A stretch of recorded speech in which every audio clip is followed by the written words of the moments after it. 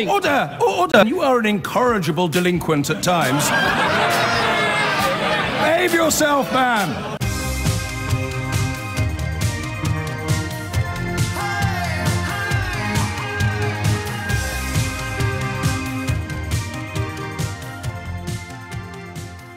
Where I think we'll turn our attention next to the question of junk food deals being banned. Buy one, get one free deals on junk food set to be banned after opposition parties gave Theresa May their backing to tackle the obesity crisis, reports The Times today. Actually, speaking of The Times, because this story got an awful lot of coverage on LBC at the time, and I'm sure for reasons of space and time it won't get nearly as much coverage from the people who were waxing lyrical about it when it was first published. The Press Complaints Commission, or the new iteration of the Press Complaints Commission, has upheld a complaint against the Times from Tower Hamlets Council. Do you remember the story that claimed a judge had ruled a child must leave a Muslim foster home? Yeah, you remember that story.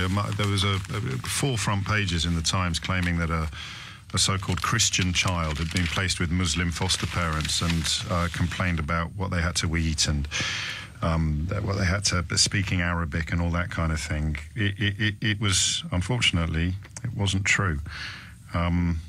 The complaint has been upheld and the Times has been required to publish the entire ruling as a remedy to the breach. It takes up most of page 2 in today's Times. So all the people who used that as evidence of... I just can't believe my eyes sometimes when I see this stuff on social media. The Muslims are taking over, Sharia law. The kind of people, actually, who will completely ignore what you just heard in the news about the child sex abuse inquiry that's underway and the number of people who have come forward. Never a word about that. But if you say, oh, Theresa May really has questions to answer about Windrush, this is a huge scandal, I'm talking about the kind of person that would reply to that by saying, yes, but what about the Asian or the Muslim grooming gangs? And you sort of think, how mad do you have to be to focus solely upon the colour of culprits or the background of culprits? Do you not care at all about the victims? Because if you care about victims, it doesn't matter what colour the culprit is. So you just heard in the news, a huge number of people have come forward to allege being abused as children, being sexually abused as children. But both of my schools, actually, are part of that inquiry. But you know the kind of people I'm talking about. I don't need to spell it out. And this story was used by them, of course, as evidence of some sort of, I don't know, conspiracy by the establishment to protect Muslims and persecute Christians. It was all a load of hogwash. Read page 2 of the Times if you want to know why. Page 1 of the Times, which is what we're going to concern ourselves with today, involves the buy one, get one free deals. Now, it's a letter to the Times coordinated by Jamie Oliver, the chef who has taken something of a national lead on this issue. And astonishingly, given that it does bring quite a lot of trouble to his door, astonishingly, his motivation is pretty clear. He just doesn't want to be party to the raising of a generation of children that end up having shorter lives than their parents. They're calling for 13 measures, including taxes on unhealthy food that could apply in supermarkets and restaurants. The obesity strategy is circulating in Whitehall today. Funnily enough, I'm seeing Jamie Oliver after the show, so I'll be able to get a first-hand account of what he thinks is going on. I'll fill you in tomorrow.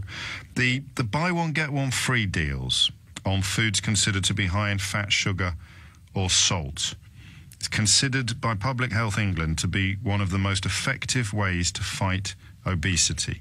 And I want to focus on that, okay? I want to focus very much on the buy one, get one free deals, because you know that I'm a big fan of government getting involved in this, because the idea that we have freedom of choice when we're deciding what to feed our children is palpably absurd. If it was a free choice, we'd be spending as much money on promoting fruit and water as we do on promoting fizzy pop and sweets, or really heavily loaded snacks. We'd be promoting really healthy snacks, and the money's just not there because the margins are nowhere near as big. You're never going to make as much money flogging an apple to an 8-year-old as you are flogging what is essentially a packet of sugar and food colouring with a side order of fat. So you're looking for things that will work. And also, Theresa May appears to be backtracking on the abandonment of the obesity strategy that David Cameron drafted. I know that Jamie Oliver was very cross about that. So it appears that she's moving back in the right direction, another U-turn on this occasion, and a second obesity plan. But the detail of it fascinates me, and it's the promotion. This very specific, we'll leave the other 12 things out of it, but very specifically, what food should we use? Let's use a mythical food, and we'll name it after me. So we'll call it Jimmy's Lardy Lovelies. All right. So we're flogging Jimmy's Lardy Lovelies with a nice picture of me on the front, and we're knocking them out at £1.49 a box. Okay, they're like a cross between a pork scratching and fudge. That's what Jimmy's like. Ooh, it could be on. Like porky fudge. Have we just stumbled upon the next big snack secret? Do you remember when we invented fishages? You'd have to have been listening to the programme for a very, very long time. Jones, the engineer's on the team at the moment. It's back on a comeback tour. We invented fishages. It was about 12 years ago, mate. Seriously. I'm going to age. I'm ageing slowly in this job. So Jimmy's Lardy Lovelies are a cross between a pork scratching and a piece of fudge. And we're knocking them out at £1.49 a box. The markup on that is about 80p. Okay? No, let's say, does that work? What's 80p? So 69p. And no one's buying them. So what I'm going to do is I'm going to knock them out at 2 for the price of 1, which brings them up to £2.98. And the markup is... Oh, my maths is rubbish. I'm never going to be able to lead a new centrist party unless I get the hang of maths. It's just never going to happen. So the point is this. I think, and I need someone to explain what I'm thinking to me in words slightly more intelligent than the ones I'm using. I think the whole point about the buy one, get one free promotions is that the markup on the one is so huge that you still turn a profit when you encourage people to buy one by giving them another one free. My breakthrough moment on this issue... I'm not explaining this very well, but I've got great faith in you. I'm the opposite of most phone-in hosts. I think you're a lot more intelligent than you give yourself credit for. I remember being at an airport, buying ice cream, and just looking at the prices of different sizes, because it's one of the things that hasn't really caught on in this country, is that American-style ice cream parlour, a Burger Queen or Baskin and Robbins or something like that. And I couldn't quite work out why the prices went up so little when the amounts were going up by quite a lot. That makes sense, doesn't it? So you've got 5 different sizes, and let's say that the entry-level one, the smallest, was 100 baht, and the biggest was 150 baht, and they went up in 10 baht increments at each one. So small 100, medium 110, large 120, extra large 130, extra large 150. And yet the 150 baht ice cream had 4 times as much ice cream in it as the 100 baht. So why would anyone ever buy 100 bahts worth of ice cream when you get 4 times as much for 50 baht more? The answer to that, I think, and I am going to confess to you at this point, I am no expert in these matters, but the answer to that must be that the 50 baht more they get by encouraging you to buy 4 times much more ice cream is mostly profit. Because by the time you've paid your rent, and by the time you've paid your transport costs, and by the time you've paid your staff, and by the time you've met all your overheads, the thing you're actually selling is basically a mixture of fat, sugar, and food colouring. And if I'm selling you a small portion of fat, sugar and food colouring for 100 baht, then I can sell you 4 times as much, and it's going to cost me more or less the same, because fat, sugar and food colouring are not expensive. So I make more money selling you 4 times as much stuff, because the stuff is so fundamentally worthless in the first place, and what you're actually paying for is the branding and the advertising, the transport costs, the staffing costs, the supply chain, and by the time all that has been paid for, the smallest part of the investment on the part of the ice cream supplier is the ingredients for the ice cream itself. And that, I think is what happens with buy one, get one frees on junk food. So here are 2 boxes of Jimmy's Lardy Lovelies, And the cost, because it is basically just sugar, fat and food colouring and some porky essence. So that could be the fat, couldn't it? So it is just fat, sugar and food colouring. It cost me so little to make that when you're not buying it for £1.49 a box and my markup is £1.29, I might as well throw in another box for free so that you buy 2 for £2.98 and my markup is still £1.09 because it only cost me 20p to make a box of this rubbish in the first place. That is why I don't think this works. Because you can ban the buy one, get one frees. Who's going to suffer? Poor people who really love Jimmy's Lardy Lovelies. If you have followed any of this, I think you deserve a badge.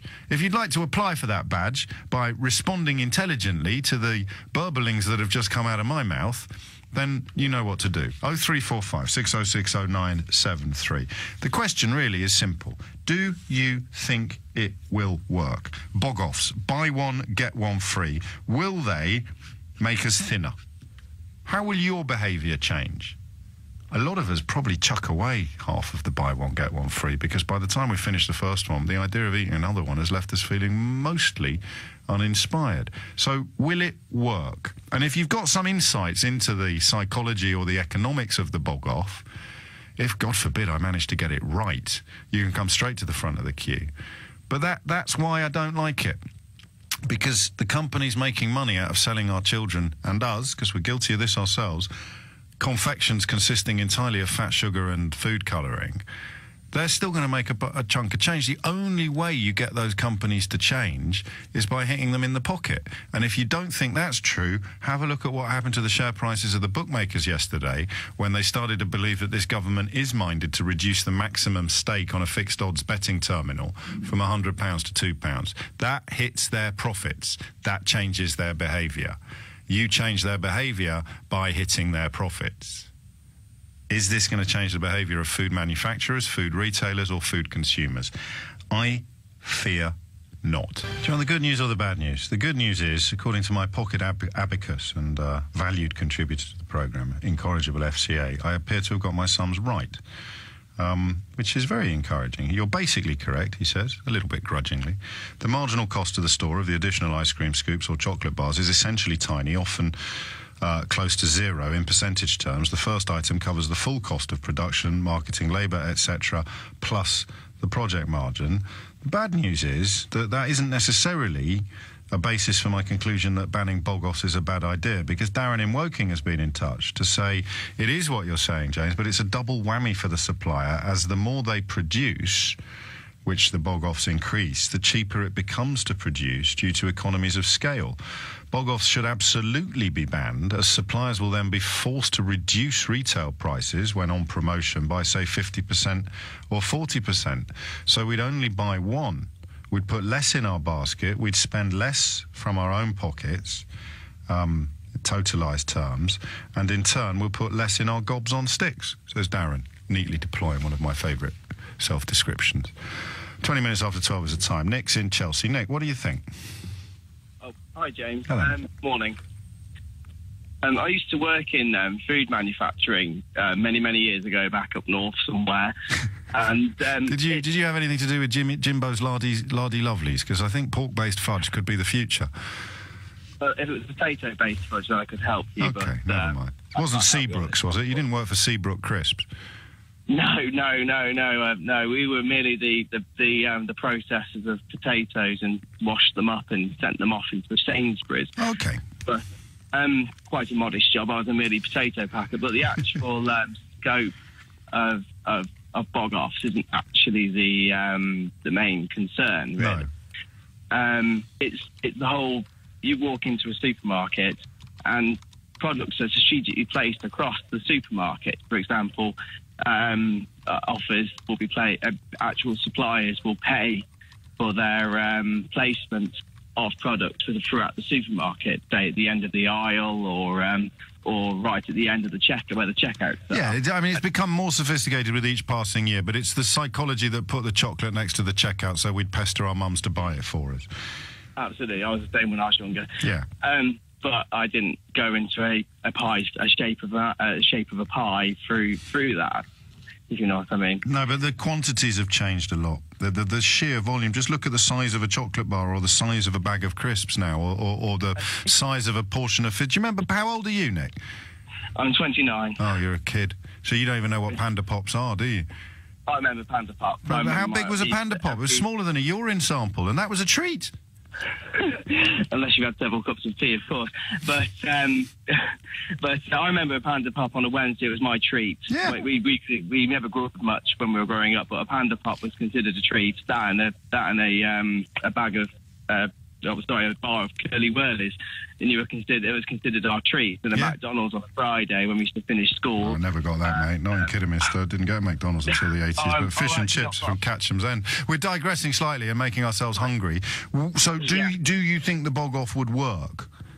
Well, it's not very fair on the consumer, and also the suppliers. So suppliers make. So when I worked with potatoes, we made one bag of potatoes cost, say, 50 pence to produce. And what happens with suppliers, it's actually cheaper. The more you produce, the cheaper the production costs become. So it's the farmers, the agricultural suppliers of food that would suffer. So the more they sell, the more their costs come down. So not only so the margin is going up all the time, and the cheaper it is initially, then the more they sell, the more they make. So there is something economically quite evil about this. But from the process of the actual suppliers, so most suppliers like myself, well, not myself personally, but my company you work for. Was quite a small firm. Now they rely, you're battered by supermarkets to produce stuff at the cheapest possible rate. So they can flog it for as much as possible and keep as much of the money. Milk suppliers, dairy farmers will tell you this. My family are all farmers, and they have exactly. So what would you do? Problem. What would you do? You'd go after the placing. You'd have some sort of legislation in place for the product placement. But then again, you legislating. I mean, it's not the suppliers, the supermarkets that's the problem. It's people's own psychology. So I have to put it down to the person. If you choose to take 20 Curly Whirlers and shove them down your throat and become obese, that has to be your own fault. And if you're... No, it doesn't. We're going to fall out on this. You're not one of those classical liberals, are you? No, I'm not. No, absolutely not. No, okay, so how much money is spent discouraging people from eating Curly Whirlies? Not enough. And how much money is spent encouraging people to eat Curly Whirlies? A lot. So is it a free choice? Is it a fair choice?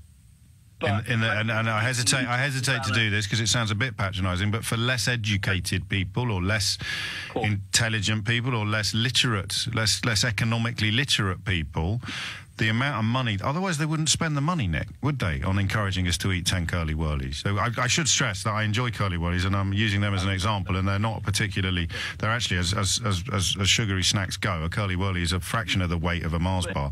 But do you see what I mean? That's why I don't think the personal responsibility argument works as well as some people think it does. I have to cut in as well, because people's perceptions of potatoes is that they see it. The potato itself is the unhealthy choice. So people choose rice over potatoes, and the potato itself, without the topping, is actually healthier than a bag of rice. I don't know where I got that information from. I can't actually prove it to you now. That's all right. You don't have to. There's no. Well, the potato is carbohydrate and fibre. There's no sugar, fat, or food colouring in it. Absolutely, but if you decide to put on a bag of cheese. Or turn it into crisp, then you get the unhealthy potato. But it's people's perception and people's reality is changed by the perception produced by adverts. Yeah, which is why I say it's not good enough. I'm really enjoying talking to you, but I've got a horrible feeling we're not making much progress, Nick.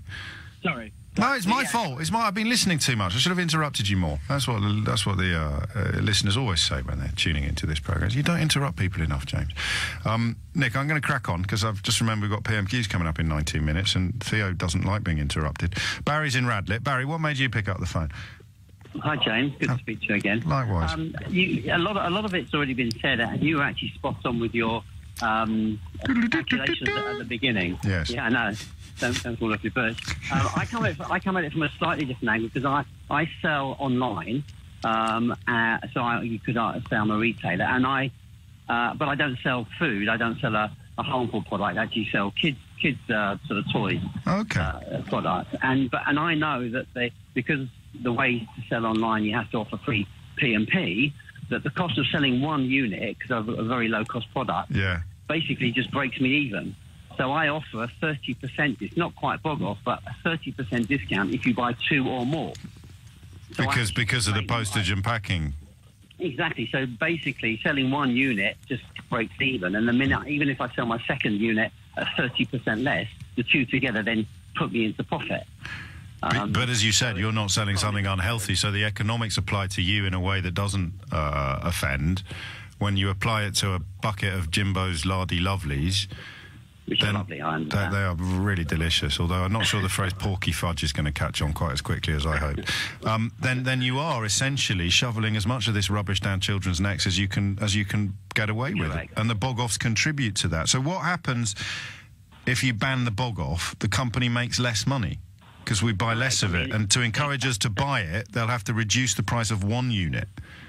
Exactly. So if you've got one unit at £1, okay, and because of all the costs that you mentioned earlier, your profit's only, say, 20p. Yeah. But you then throw in a second one for free, you know that most of your costs are wrapped up in that first one. You're then into profit. Yeah. So, as I say, for me, my unit, the second one is a 30% discount, and thereafter, I don't want people to buy one because I actually can't make any money. That's the sprat to catch a mackerel.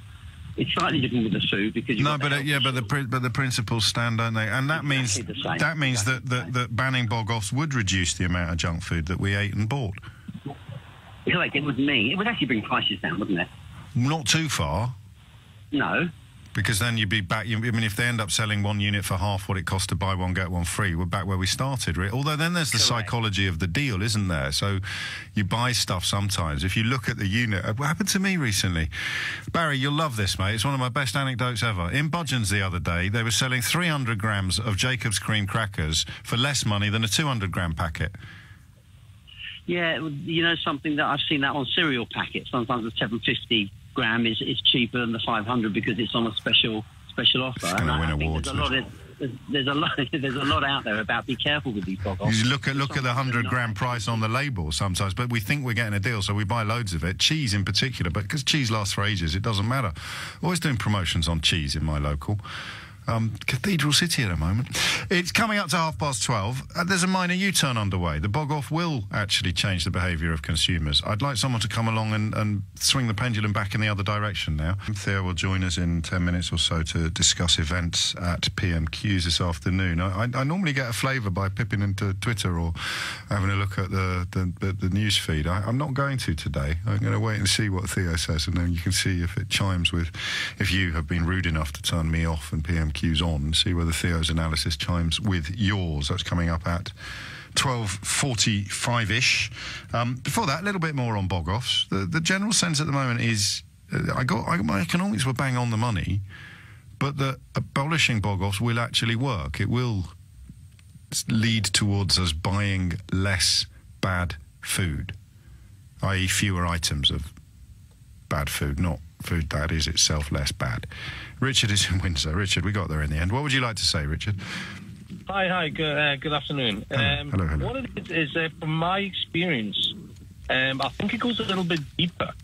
I mean, yes, it's a good start where where getting rid of the 2-for-1 because it discourages people to buy more and feel like they have to overeat. Yeah, that's right. Because I mean, there is that analogy where people are sitting there and they're looking in the cupboard and they're saying, oh, by the way, kids, let's get this eaten before I have to throw it out because it's getting near its expiry date. Right. So you're training your children, if you like, to eat even when they're not hungry. So you're seeing it as a sort of like a fun activity. And then they start making the association between having a good time and eating food. Yeah. I do. And we know that the fat sugar kind of stuff gives us weird dopamine hits that can be addictive. Right. Yes, it raises a natural endorphin, doesn't it? Apparently. So with this, I actually believe that yes, this is good in one respect. That yes, we are stopping BOGOFS. However, I think that also as well we need to look at the reason of why people feel the compulsion to overeat. Well, I mean, I know that the psychology is important and interesting, but it's not a massive mystery. It makes you feel, it's like smoking. It makes you feel great in the short term. No. Yeah, yes, it does. But why? But a lot of these people who are overweight are unhappy. Are unhappy because of certain situations that have happened in their life. And maybe that is the trigger. Well, I know it's a trigger for them to overeat. It is for some people. For some people. No, I recognise what you say, and it is why I don't think you've been... Back in the day on this programme, I used to use a slightly offensive, comical term to describe obese people, and I stopped doing that for precisely the reasons you described, because so many people with serious weight problems have emotional or mental health issues underpinning the eating. But look at the bigger picture, if I may, and... I was born in 1972. I can name the fat kids from my school because they were the exception. Yeah. You can't now. So it's not just emotional and mental health issues. Something about the relationship between consumerism and unhealthiness has gone nuclear in the course of my lifetime, because you don't see it in other European countries nearly as starkly as you see it here and in America. So that you're right, but it's not either or. Okay. Yeah, no, I get your point. But however, when we grew up in the 70s and 80s, because I was born in 74, I remember a lot of my life was spent outside. Now, everything that's designed now is designed around the home. Yes. Everything that's designed around the home, like your computers, like consoles. We're not encouraged to go outside. We're encouraged to stay within. And as a result of that, we're doing less exercise, or young people are doing less exercise. That is also part of it. You're absolutely right. But in terms of the people that are monetising and commoditising sickness, like by pouring this stuff down our throats and our children's throats, you need to address them as well. I'd agree with everything else you said, and there are things in place trying to do it. I had a fascinating conversation with. Plan B, the hip hop artist, the soul R&B singer. He's both, actually. I'm not being middle-aged. He is both a rapper and a singer. And he was telling me about an old friend of his from the old days when he was knocked around with quite a rough crowd.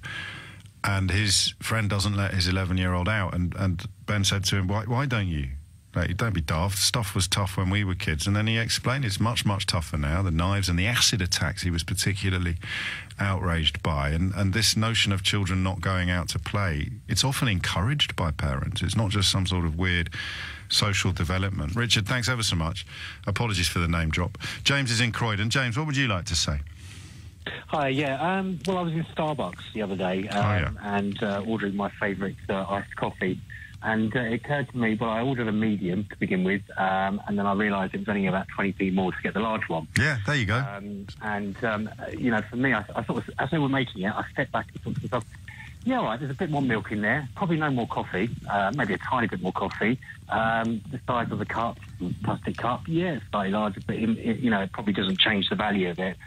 But their turnover goes up, and I think it's conditioning as well. Yeah. If we get used to... It feels like value. That's the clever thing they've done. Because in my generation, it feels like value. And actually it isn't. Yeah, totally. And I think we are conditioned as well. So, I looked at that and I thought, well, actually, I got through that quite nicely. Next time I go there, I'll probably order a large rather than the mediums that I used to order. Yeah. So, actually, not only has it got their turnover up once for not a lot more cost, marginal cost, I think it's going to condition our brain. A bit like when I can sit there and eat a family pack of biscuits when actually, traditionally, I would have eaten a normal pack of biscuits. No, exactly. And you think you're winning while you're actually shortening your life. Totally. Win-win, woohoo! So there's a balance there. We go to the gym as well. We do our body attacks. Yeah, speak for yourself, James. I'm strictly a spinner. Well, I was 73, you're 74, are you? So, Something like that.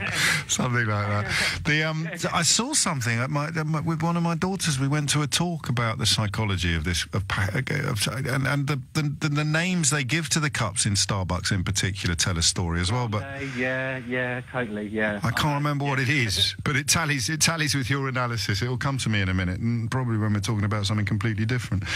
Paul is in Carshalton Beaches. That sounds like a kind of 1950s Sergeant Major. Sergeant Major, Carshalton Beaches. What would you like to say, Paul?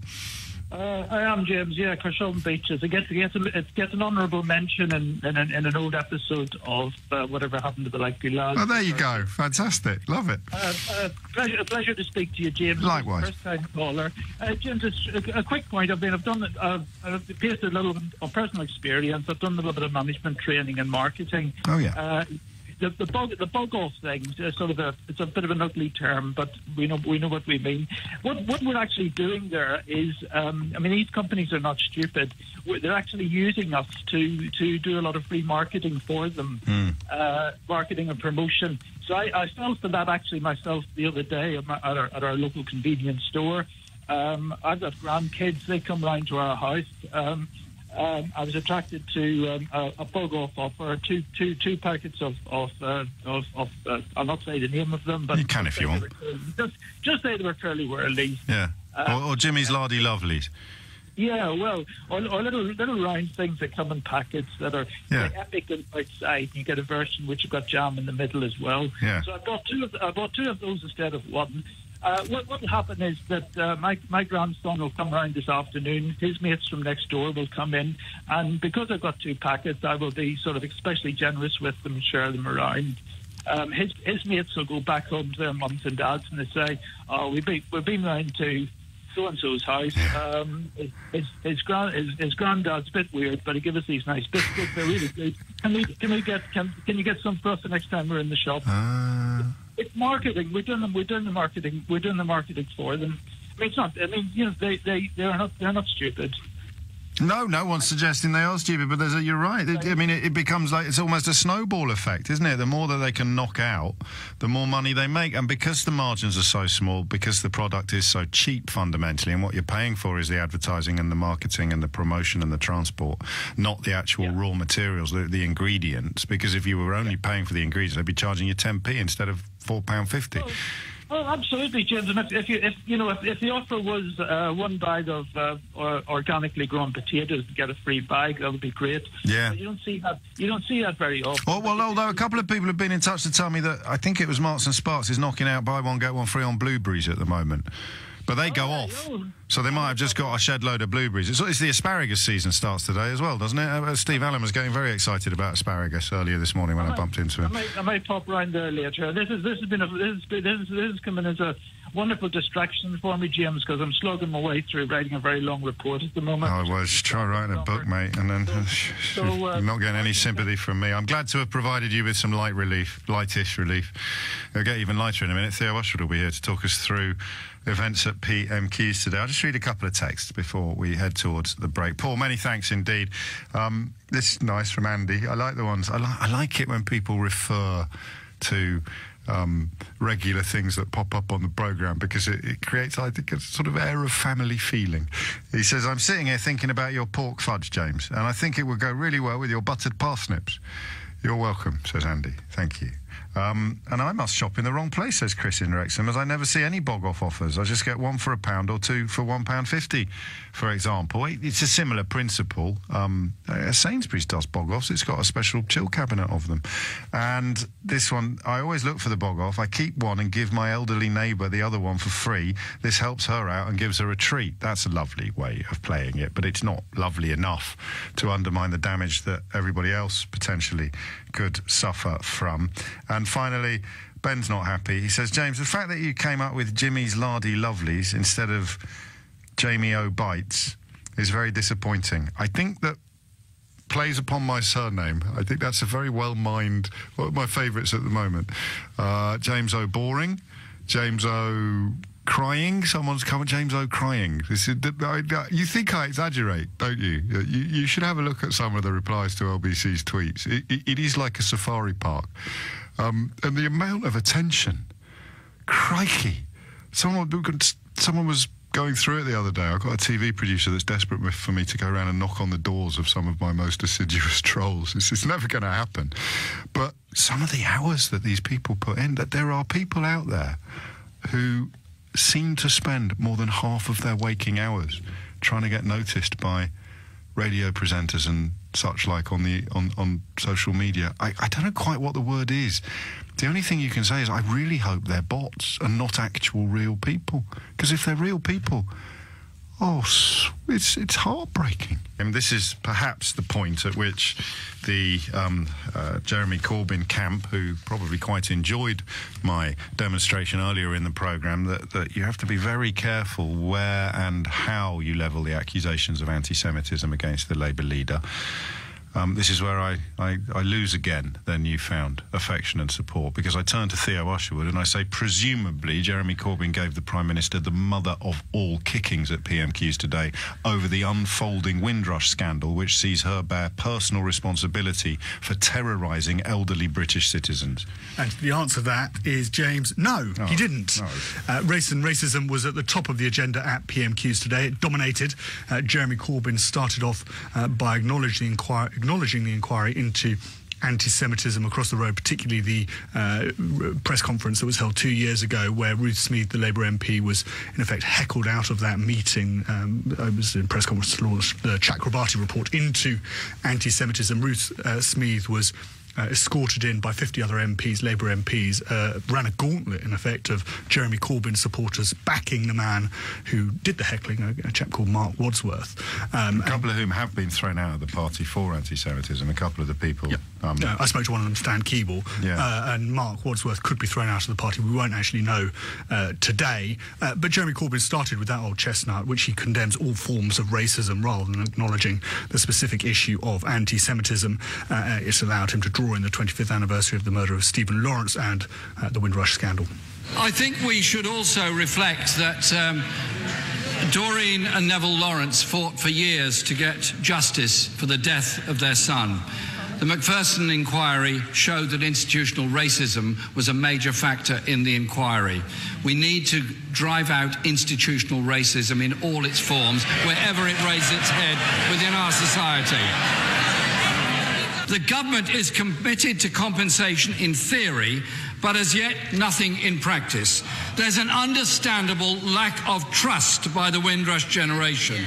So can the Prime Minister today be clear and confirm that those British citizens who've worked, paid taxes here for decades, wrongly denied pensions and benefits will be fully compensated?